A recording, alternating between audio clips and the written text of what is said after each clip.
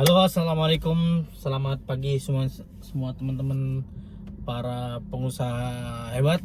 Nah, di sini saya akan berdiskusi. Kita akan menjemput tamu kita nih dari Bos Martabak Sampurna dan The Surya Jaya Elektronik. Nah, di sini kita sudah sampai depan rumahnya. Kita mulai menginterogasi dia. Oke, sebelumnya kita pakai hand sanitizer dulu. Oke, pakai ini dulu, Bos. Oke. Oke, kita sudah ketemu dengan bosnya, Surya Jaya Elektronik dan Martabak Sampurna. Dari mana nih, Bos? Dari rumah, Bos. Oke. Gimana kabarnya? Alhamdulillah baiklah. Alhamdulillah sehat-sehat semua ya. Alhamdulillah. Alhamdulillah Pakai sabuk sehat-sehat. pengaman lah. Oke, nanti bunyi-bunyi dia. Kok di sini rumahnya, Mas? Itu ya rumahnya istriku, Mas. Oh, rumah istrimu? Iya. Oh, ini mana nih? Kanan. Kanan. Oke. Mau kemana? Ya, muter-muter aja kita. Oh, siap. Bisa di sini ya? Bisa.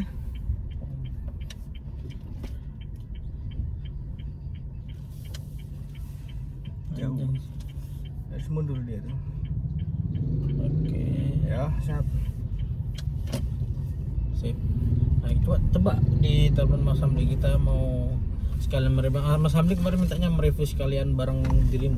Siap. Tak telepon dulu ya.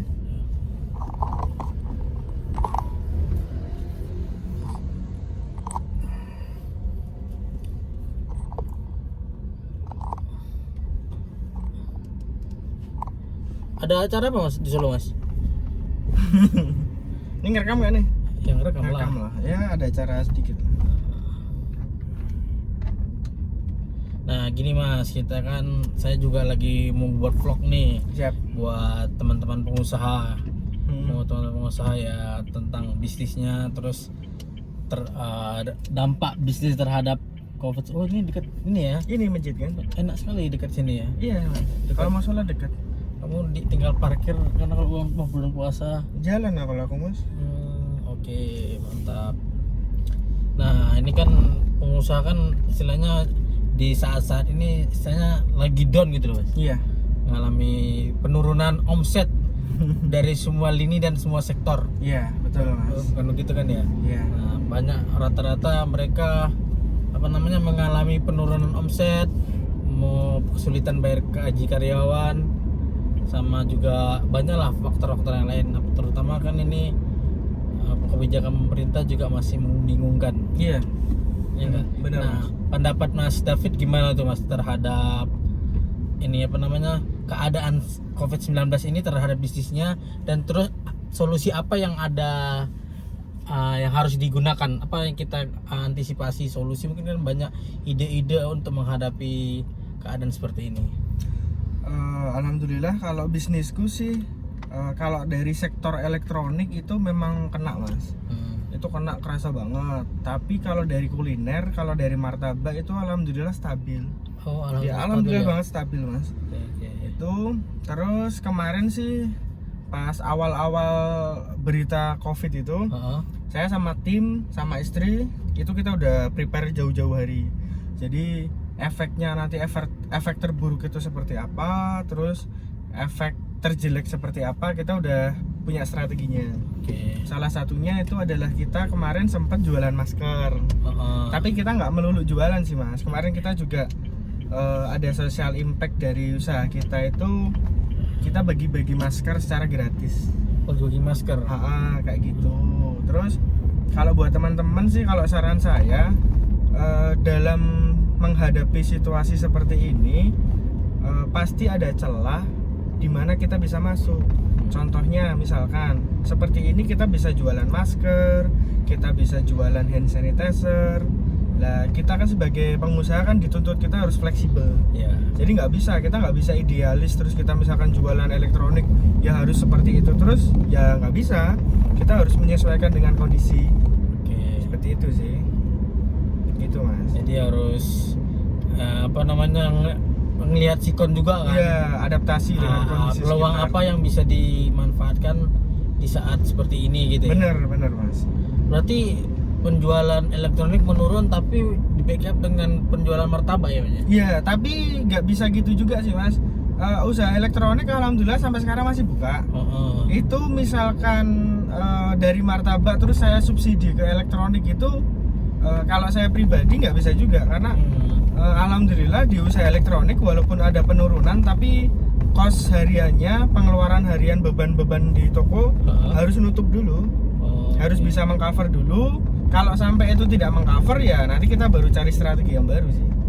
Berarti untuk yang elektronik itu sudah tercover lah ya? Sudah tercover dari elektroniknya dari sendiri. elektronik sendiri. Iya. Biarpun penjualan agak menurun, tapi udah ada dana stok untuk iya, dana cover. kas lah. Ya, dana kas. Iya. Oke. Nah, biasanya kamu untuk menyiapkan dana kas itu berapa lama, Mas? Bisa kas berapa bulan atau setahun? Gitu? Kalau kita kemarin nyiapinnya untuk dana kas 3 bulan. Dana kas 3 bulan. Iya, 3 bulan. Oh, berarti untuk 3 bulan ke depan sudah aman lah ya. Minimal harusnya 3 bulan sih, Mas. Cuma kalau pengen aman 6 sampai 1 tahun. Itu kita jadi mikirnya itu kalau ada usaha kita diserang dari saingan atau kita kena pandemik seperti ini, itu kita masih survive. Jadi kita nggak terlalu fokus sama masalahnya, tapi kita mikir solusinya seperti apa. Seperti itu. Oke. Terus kalau martabak gimana nih, Mas? Kalau martabak sih alhamdulillah stabil. Malah kita tuh harusnya kita bulan April awal ini kita kan launching cabang baru. Di mana tuh? Di Jalan Prancis ini tadi kita lewat. Oh, berarti udah berapa cabang nih? 3. Mantap. Seperti 3 itu. cabang. Nah, tapi karena ada gejala ini, terus kemarin ada karyawan saya kan takut. Nah, akhirnya mereka pulang kampung. Karena berita di sosial media kan juga Mengerikan ya? seolah-olah kan menakut-nakuti. Walaupun kejadian tidak seperti itu, tapi kalau kita baca berita kan malah takut tuh, Mas. Oke. Sama diriku juga takut ketemu denganmu. Dirimu kayaknya anti corona ya. Iyalah, apa itu corona, Mas? Anti corona, antivirus. Kekebalan tubuhnya 10 kali lipat dari nyawa yang dimiliki. Berarti kalau penjualan martabak tuh lebih banyak di orang beli atau GoFood, Mas? Kalau penjualan sekarang kita lebih tinggi pas pandemik ini kita tinggi di online, Mas. Oh, tinggi di online. Ya? Karena selain mungkin masyarakat takut keluar, kita gencar promo sih di online. Itu. Tapi 2 hari ini malah lebih kenceng di konven, lebih kenceng orang beli langsung. Beli langsung ya? Nah, kalau martabak buka dari jam apa sampai jam berapa? Dari jam 5 sampai jam 12, Mas. 5 sore sampai jam 12 malam. Kalau martabak sama punya dana kas untuk 6 bulan ke depan? Pasti ada. Tapi sama kalau semua itu yang saldo untuk di perusahaan 3 bulan. 3 bulan ya? 3 bulan ya. Itu mencakup bahan baku sama operasional karyawan apa? Iya, sewa bahan gitu? baku, operasional karyawan, operasional semua itu harus mengcover selama 3 bulan sih, Mas. Nah, dari 2 bis ini yang lebih kamu fokuskan yang mana, Mas? Kalau sekarang ke martabak sih, Mas. Oh, martabak. Selain karena marginnya dia lebih banyak, untuk ke depan masa depannya lebih bagus. Oke. Ya. Masa depan ini Masa depan usahanya dia lebih bagus. martabak ya? Oh. Kamu pernah kepikiran buka kayak pasti pengen kan cita-cita buka martabak itu banyak cabangnya kan? Iya, pasti, Mas. Nah, itu kan semua juga butuh proses. Nah, mungkin bisa ceritakan awal mula kamu mendirikan martabak. Oh, siap. Jadi usaha martabak itu sebenarnya saya beli, Mas. Oke. Jadi dari dulu kan saya tuh pengen punya usaha martabak. Selain saya senang martabak, saya tuh seneng kayak cake gitu suka, Mas. Oke, kue-kue gitu ya. Terus Saya juga suka, Mas. Suka makan ya. Kelihatan ya. Itu nggak tahu kenapa Tuhan itu ngasih jalan. Setelah saya dulu pernah bisnis kafe, kafenya gagal. Kafe yang di ini ya? Yang kemarin itu ya? Iya, yang Mas Hasan pernah datang. Oke. Setelah kafenya gagal, akhirnya Tuhan itu ngasih jalan. Saya dikenalkan dengan seseorang yang dia udah punya usaha martabak itu 5 tahun. Terus ditawarkan ke saya. Terus setelah kita lihat bisnisnya, backgroundnya seperti apa, akhirnya kita ambil. Nah, setelah kita ambil, selama 1 bulan awal saya masih belajar, Mas, manajemennya itu seperti apa. Kenapa? Kok usaha ini selama 5 tahun kok jalan di tempat? Kan harusnya selama 5 tahun tuh udah runningnya udah cepat. Iya. Harusnya udah punya beberapa cabang. Nah itu masih satu cabang dan omsetnya tuh masih kecil mas. Paling sehari itu cuma berapa ya? Kecil lah. 500.000 sejuta ada per hari. Ya sekitar segitulah waktu awal-awal. Nah setelah 1 bulan awal itu PR-nya ternyata banyak banget yang harus kita perbaiki. Nah akhirnya kita rapat dengan tim. Kita bilang ya kita harus ada perbaikan nih. Masa usaha cuma gini-gini doang nih. Nah habis itu di bulan kedua kita mulai masuk total di manajemen. Akhirnya perbaikan semuanya. Alhamdulillah di bulan ketiga kita itu udah berhasil buka cabang yang kedua mas. Dari bulan dari kita ngambil pertama kali tanda tangan kontrak pertama sampai bulan ketiga tuh alhamdulillah kita bisa buka cabang yang kedua. Mantap. Kalau untuk kesulitannya karena di martabak itu butuh skill, paling di SDM sih mas. Di SDM ya. SDM-nya. Saya juga pernah nanya teman saya jual martabak mini itu mas, pernah saya share di grup itu kan. Nah itu dia jual martabak tapi di pasar pagi-pagi mas. Itu dia tiap hari itu nggak pernah berhenti. Iya. Setiap saya ke pasar itu pasti dia itu pasti habis gitu loh nyetopnya. Memang dia jualnya ini kan bisa masuk ide juga atau inspirasi atau di pasar-pasar pakai martabak mini yang harga 10 ribuan gitu kan. Itu mungkin nggak tahu ya kalau hitung-hitungan kos HPP-nya berapa, tapi dia berani jual 10 ribu memang kecil sih, nggak terlalu besar. Tapi memang penjualannya continue terus sampai biasanya paling lama tuh sampai jam 10 pagi udah selesai dia penjualan martabaknya. Martabak manis ya? Martabak manis. Maka saya tuh kayaknya dirimu bisa mengimprove seperti itu juga gitu kan. Kalau pertama martabaknya. Bang sih kalau sekarang jangan buka cabang dulu ya kan ya. Tinggal ningkatin penjualannya yang ada sekarang gitu loh. Iya, tapi ada juga masalah. Kalau menurut saya ilmu itu kan nggak ada yang salah, nggak ada yang benar. Iya. Semua tuh benar menurut persepsinya masing-masing. Kadang kemarin saya habis sharing sama mentor, itu dia bilang begini mas. Mentor kamu siapa tuh mas? Ada lah. Itu dia bilang gini, saat kondisi krisis seperti ini, itu malah saatnya kita tuh banyak buka cabang. Kenapa? Pada saat seperti ini yang lain tumbang, yang lain itu tiarap, kita harus ngegas. Oh gitu ya. Kayak gitu. Karena ini kesempatan, yang lain baru pada drop. Nah, kita cari celah di situ, kita cari pasarnya sampai klik baru kita gaspol. Seperti itu, Mas. Nah, motivasimu apa, Mas, yang buat ingin ngegas di saat-saat seperti ini? Ya. Ada orang kan biasanya saat-saat seperti ini kan saving money. Iya. Ya enggak? Ada juga yang saving money. Saving money karena keadaan saya ini kan ya penjualan sulit, untuk operasional keluarga juga masih istilahnya pas-pasan lah gitu. Nah, itulah kita sebagai pengusaha harus dituntut, Mas. Karena ketika kita pas rame, itu semua uang itu kan sudah ada porsinya masing-masing. Nah, kita harus post nih, misalkan pas rame nih, ini harusnya uangnya masuk ke saving, dibanyakin. Terus ini buat masuk ke perusahaan lagi, dibanyakin lah. Pas posisi kayak gini, itu saat yang tepat kita buat ngegas. Tapi ngegas juga nggak asal ngegas. Kita lihat dulu gasnya itu nanti seperti apa, terus dana kas kita cukup nggak. Jangan sampai kita contoh simpelnya kayak kita main judi, Mas. Jadi kita punya uang 100.000, kita mainin semua 100.000.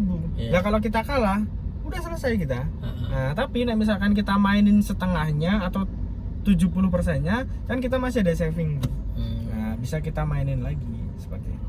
Jadi ngegas tapi masih dalam, kita tahu lah porsinya seperti apa, kita kemampuan bisa, kita ya. Gitu, Mas. Nah, harapan kamu apa, Mas, untuk di kuliner martabak ini, Mas? Apa kamu akan fokus di martabak terus atau nanti enggak sih, Mas. Targetku dalam tahun ini aku pengen usaha martabakku keluar dari zona UMKM. Wih, keren. Itu. Nah, ini kita perlu tahu nih trik dan tipsnya nih, Mas, biar tetap selalu semangat, nggak down di saat krisis COVID-19 ini ya. Kalau saya itu yang jadi semangat itu ibu saya dengan istri saya. Jadi ketika baru drop, ketika baru banyak pikiran, kembali lagi ya, saya adalah tipikal orang yang tidak bisa melihat ibu saya dan istri saya tuh dengan dalam kondisi yang nggak baik.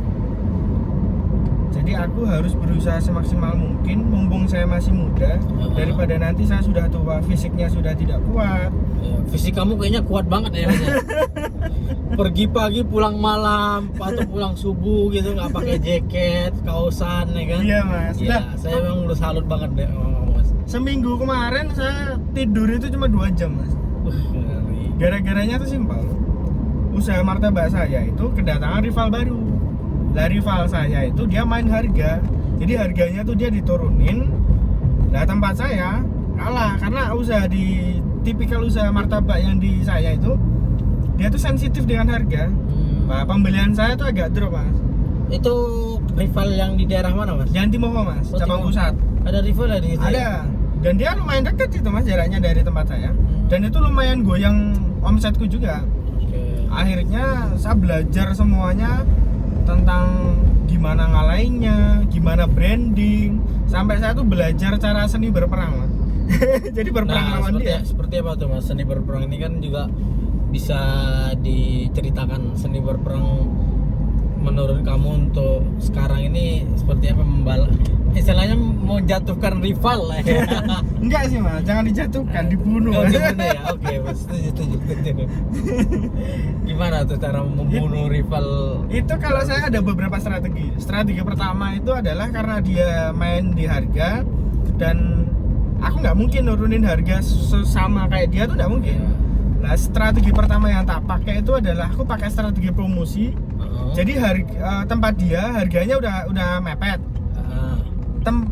Martabak dia yang paling laku itu harganya tak turunin, tak dropin Mas tempatku Mas. Okay. Pertama itu yang kedua, pelayanan dengan konsumen itu kita tingkatin lagi. Jadi konsumen itu tidak hanya sekedar konsumen tapi benar-benar kita rawat. Kayak gitu lah. Strategi yang paling akhir itu nanti dia akan tak pepet Mas. Jadi saya itu hitungan jualan di sebelah selatan, dia di utara saya. Nah nanti saya tuh akan nyiptakan martabak baru dengan brand baru yang akan mepet dia dan makan semua pasarnya dia. Jadi tinggal kuatan dia apa kuatan aku. Tapi saya hanya bermain di belakang layar. Kayak gitu Mas. Yang bekerja anggota ya? Ya, yang bekerja nanti yang di lapangan saya hanya ngontrol di belakang layar dan saya tidak pernah tampil di situ. Jadi dia taunya tuh punya orang lain. Mantap. Kayak gitu. Banyak teman-teman kemarin bilang jahat seperti apa. Bagi saya dalam bisnis itu nggak ada jahat, nggak ada baik. Kalau kita mau ngomongin jahat ya di rumah aja. Berarti martabak udah jalan berapa tahun nih Mas? Hampir 2 tahun ini Mas, satu setengah lebih lah, 1,5. 1,5 ya. Berarti nanti tinggal menguatkan brand sama ekspansi. Iya, tinggal menguatkan sistem. sama sistemnya aja kita yang belum jadi Mas, tapi on progress. Tinggal buka franchise gitu ya. Saya kurang tertarik sih Mas kalau franchise. Atau buka hotel sendiri gitu. Karena martabak itu adalah sesuatu yang marginnya gede. Oh gitu ya. Dan berapa persen tuh Mas margin martabak itu biasanya? Ya adalah 50% lebih lah. Mantap. Lumayan nih 5%. Lumayan. Kalau harga satu 20.000 jadi marginnya 10.000. Oke, kalau misalnya sehari bisa ngejual 100 martabak 1 juta bersihnya ya. Amin, alhamdulillah Ya Mas. kan? Bersihnya 1 juta terus dihitung dalam 30 hari profit bersih 30 juta. Keren juga ya kalau punya 1 outlet terus punya 3 outlet. Waduh, ini ongkang-ongkang kaki nih. Amin. Ya, tapi kan menuju itu kan memang ada butuh proses perjuangan yang ada yang dikorbankan. Iya. Perjuanganmu memang Harus ada luar biasa. dikorbankan apalagi waktu Mas. Istri saya tuh sampai ngeluh Mas. waktu buat istri, waktu buat keluarga tuh sampai kurang. Saya tuh pulang ke rumah itu 1 bulan itu saya tengok ibu itu bisa dihitung berapa kali.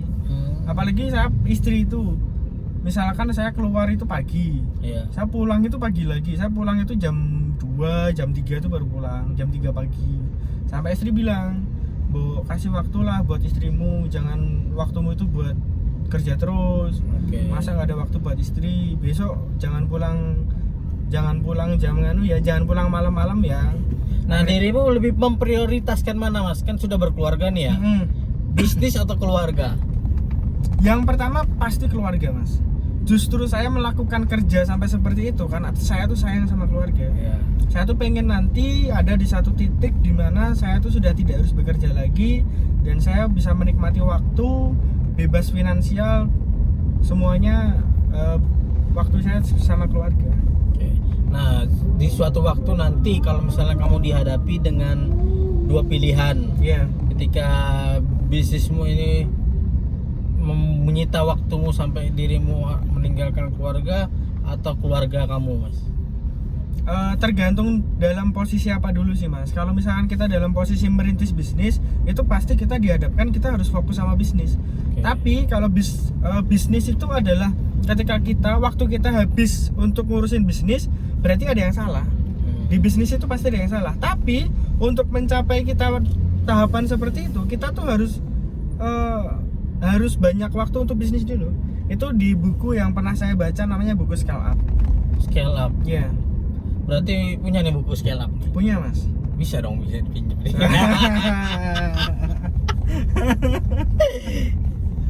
Gitu. Nah, terus kalau kan dirimu udah berkeluarga nih, Mas, udah punya beberapa banyak bisnis. Nah, apakah istrimu ikut dalam bisnis atau di luar? Ikut, Mas. Ikut ya? Ikut. Istriku sekarang pegang jabatan, dia CEO sih di Martabak. CEO di Martabak. Di Martabak. Karena dulu saya kan CEO juga, tapi shift everything, Mas. Semuanya ngurusin saya dulu. Sampai akhirnya pada satu titik malah kacau semua. Akhirnya Martabak itu saya mundur. Istri saya yang maju jadi CEO, tapi saya tetap di situ sebagai founder. Jadi saya masih ngontrol, masih ikut ngurusin sih, Mas. Nah, kalau di Martabak itu total karyawan berapa, Mas? Sekarang total karyawan ada 3. 3 ya? Iya. Per outlet 1 berarti? Per outlet 1, tapi untuk cabang pusat ada 2. Oh, cabang pusat 2. Yang pusat berarti yang di Timoho ya? Yang Timoho, Mas. Oke, teman-teman, ini kita sudah dapat banyak ilmu, motivasi dari seorang pengusaha sukses. Amin. Mas David namanya, yang owner The Surya Jaya Elektronik dan Martabak Sampurna. Saya lihat memang perjuangan dan kegigihannya itu membuat saya iri. Karena di saat-saat seperti ini banyak pengusaha yang mengalami penurunan omset, juga semangat, tapi jangan sampai menurunkan iman. Nah, ini teman-teman, kita sudah dapat banyak ilmunya. Semoga bermanfaat untuk kita dan bisnis kita, dan apa harapan dari suatu bisnis kita, karena bisnis ini menentukan kehidupan kita yang akan datang, mau seperti apa kita nanti. Ada kata-kata terakhir, Mas, untuk motivasi? Ada. Apa, Mas? Kita sebagai pengusaha itu kita nggak boleh menyerah, Mas. Kita ini adalah pemenang, kita adalah petarung. Haram bagi kita menyerah. Itu sih. Oke, siap, mantap. Jadi haram kita menyerah, tetap Iya. semangat, jangan takut gagal coba lagi, gitu ya, Mas ya. Pasti harus. Oke, terima kasih Mas David atas waktu dan kesempatannya. Mungkin nanti bermanfaat, ini sangat bermanfaat nih pada pengusaha ini, apalagi nanti pengusaha-pengusaha yang lagi down atau lagi mau pemula. Mungkin ini saja yang dapat disampaikan. Terima kasih Mas David. Dadah.